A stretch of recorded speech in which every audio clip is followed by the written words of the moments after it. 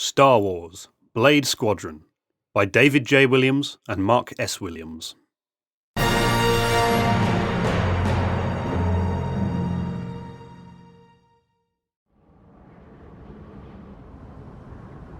Gina Moonsong popped her cockpit hatch and slid down the ladder onto the deck.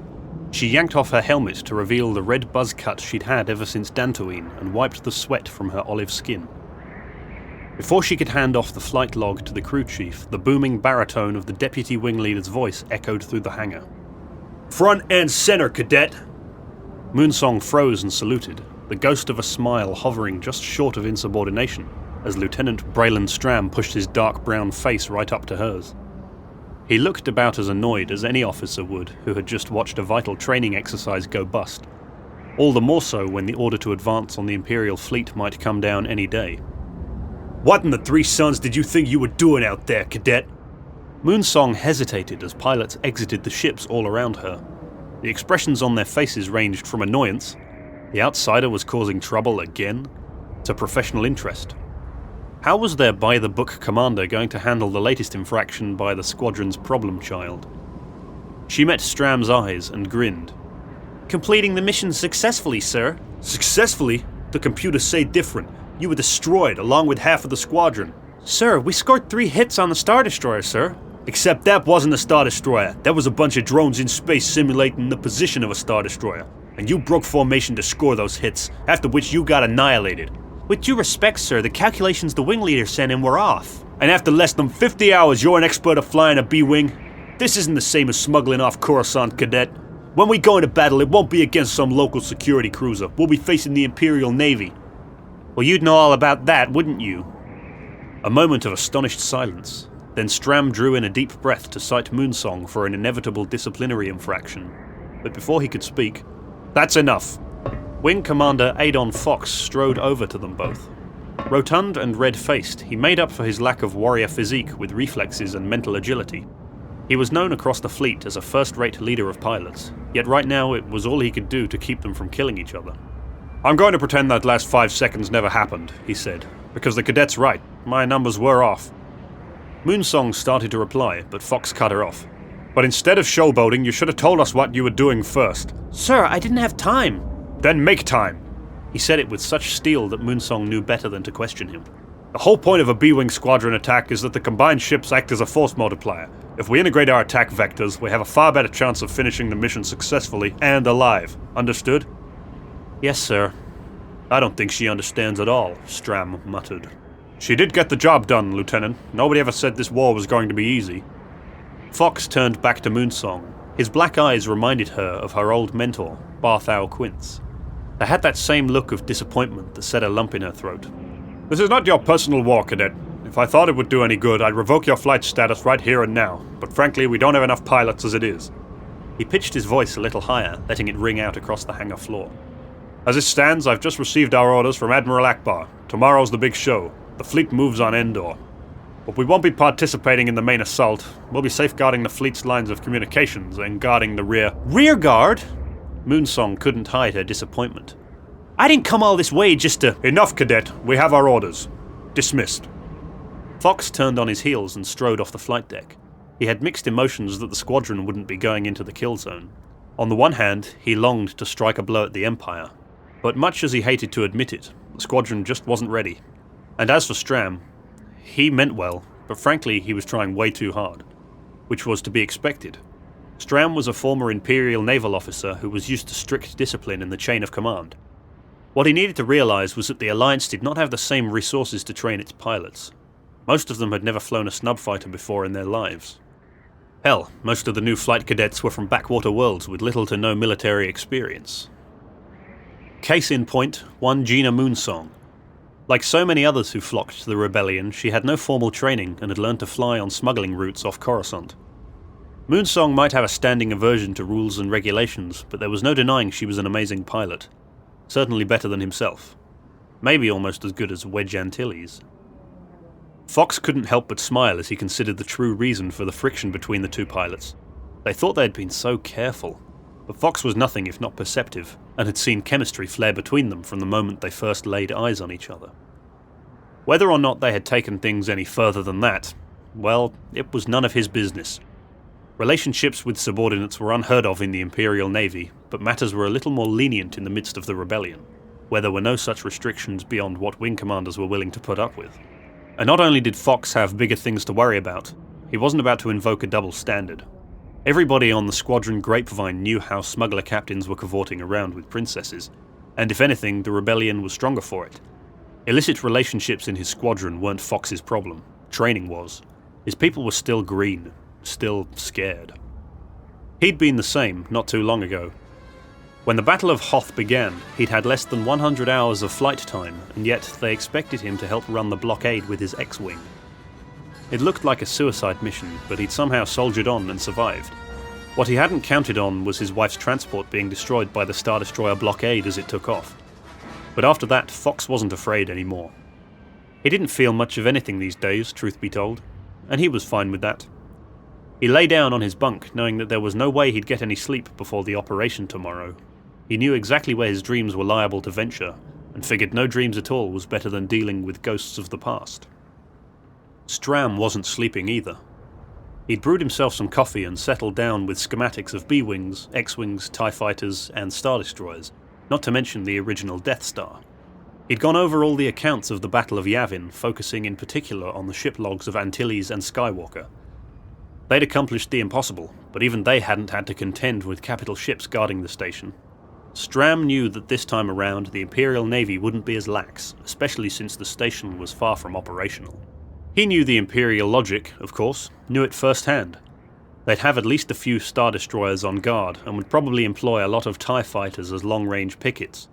Admiral Akbar's plan of popping out of hyperspace as close to the Death Star as possible seemed like the only available course of action, but the thought of doing so twisted Stram's stomach into knots. It wasn't death he feared, though. It was failure. His faith in the rebellion wasn't exactly boundless. He hadn't joined up because he thought they would win. It was just that he was tired of fighting for an oppressive force, of putting his boot on the throat of provincials whose only crime wasn't kowtowing quickly enough. It had been only a year since he deserted his post in the Imperial garrison on Naboo and made his way to the Outer Rim to join the Alliance. He'd finally snapped, figuring it was better to die fighting tyranny than continuing as its willing servant. And right now it looked like he was finally going to get his wish. The door chime broke his concentration.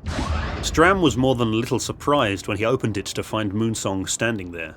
Her emerald eyes shone above a strange half-smile. He took her by the arm, pulled her into his quarters. "Did anybody see you coming?" he asked. Frankly, people have more important things to worry about. Moonsong gestured at the schematics. Doing a bit of last-minute studying, Lieutenant? "What do you want, Cadet?"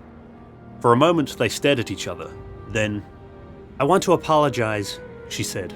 "That's a first." "For what I said in the hangar. I didn't mean to question your loyalty. I was mad, and I was out of line." Stram shrugged. "You were just stating a fact." "You know what I mean." "Sure, I came on a little heated too. It's only because..."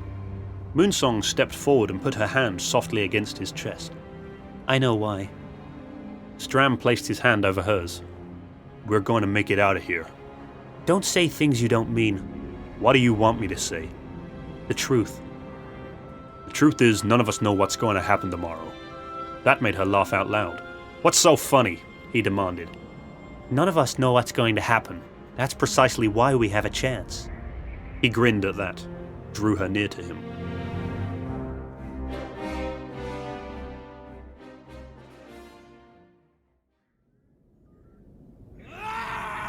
Admiral Jared Montferrat was getting annoyed at all the screaming.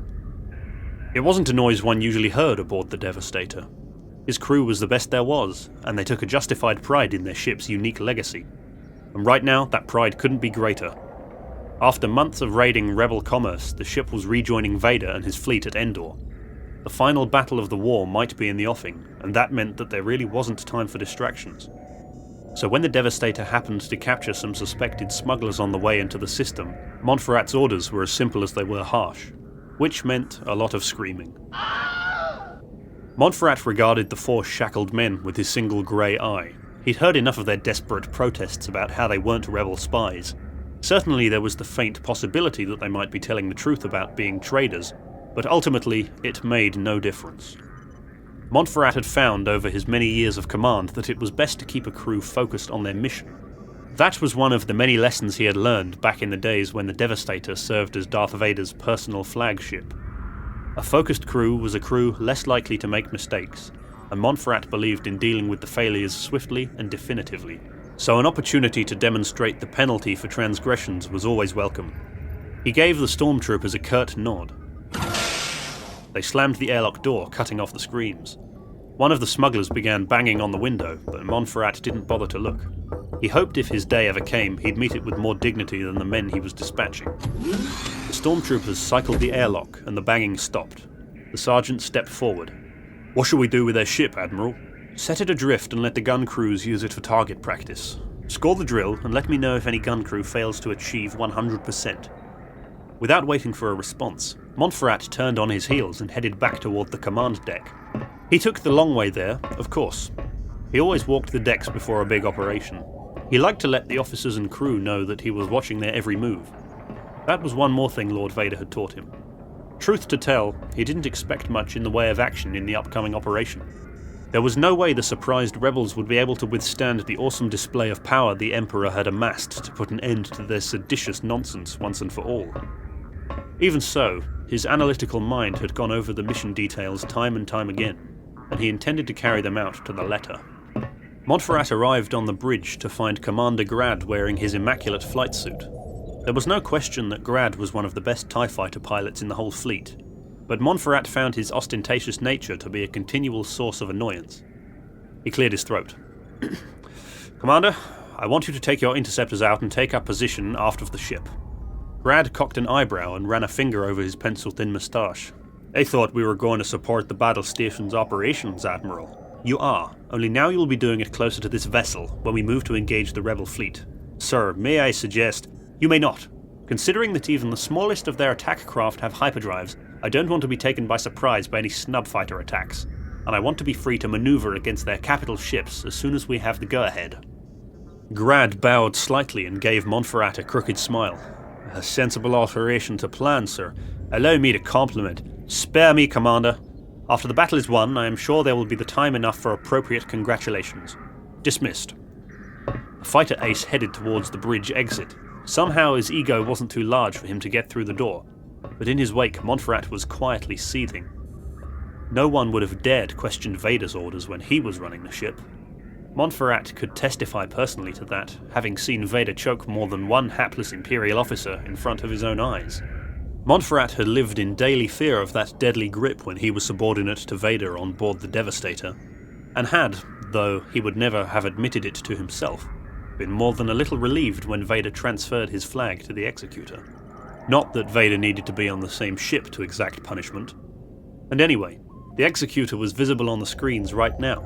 An impossibly vast vessel, the Star Destroyers arrayed it like minnows to a shark. Looking at the new flagship, Montferrat half wished that Vader had taken him as an officer to serve on the Executor's bridge, but he knew such thoughts were foolish. Montferrat was caretaker of a vital legacy, a sacred trust. The Devastator had witnessed historic battles, it had served on the blockade at Hoth, and it had even once captured the Princess Leia Organa. Who knows, maybe it would have another chance against her in the coming battle. The ship had been refitted dozens of times with the latest systems and weapons, keeping her more than competitive with the newer capital ships now operational. The Devastator thus remained one of the most prestigious commands in the fleet. Montferrat would have been the first to say that he was lucky to be where he was, but it was well known to all who served under him that the Admiral firmly believed there was no such animal as luck. He looked up from his reverie to see an excited bridge officer gesturing at a tactical display. "Admiral, the rebel fleet just emerged from hyperspace!" Shock was far too mild a word for what the rebel fleet experienced as it realized the partially completed Death Star's shields were up. But even more alarming was the fact that they were effectively cut off by the largest flotilla of Star Destroyers ever assembled, a mass of ships stretching across the sky. They were trapped. Fox let out a low curse as his A-Wing's comm filled with the urgent voices of the other wing commanders asking for instructions. He took in the situation. The main rebel strike force led by General Lando Calrissian in the Millennium Falcon had broken off its attack on the battle station and was slugging it out with the swarms of TIE fighters dispatched from the Imperial fleet. Behind them, Star Destroyers were moving in for the kill. Fox's tactical display looked like a multi-layered spiderweb of electromagnetic interference. He wasn't surprised at all when he got orders cancelling the rearguard mission and reassigning his wing pronto. About time, Said Moonsong. Stow that talk, Blade 3. Snapped Stem. Moonsong shut up as Fox spat out the new orders. There was no time to tell them the why of the situation. It wasn't their job to think. In fact, the less thinking they did at this point, the better. But on the off chance that the rebel commandos who had landed on the moon somehow brought the shield down, the fleet was going to need to pivot quickly and vector onto the Death Star. They were going to have to make every second count, and they weren't going to have the time to fight their way through still more Star Destroyers. One in particular was deploying right in the middle of the optimum approach vector to the Death Star's uncompleted superstructure. Fox recognized it as the Devastator, the ship that Vader had once commanded, the ship that had killed his family. He gritted his teeth and keyed his mic. Blade leader to Blade Squadron, follow me in on heading 170 Delta. Blade Squadron broke apart, then reformed like a flock of birds streaking towards the huge ship in an arrowhead formation.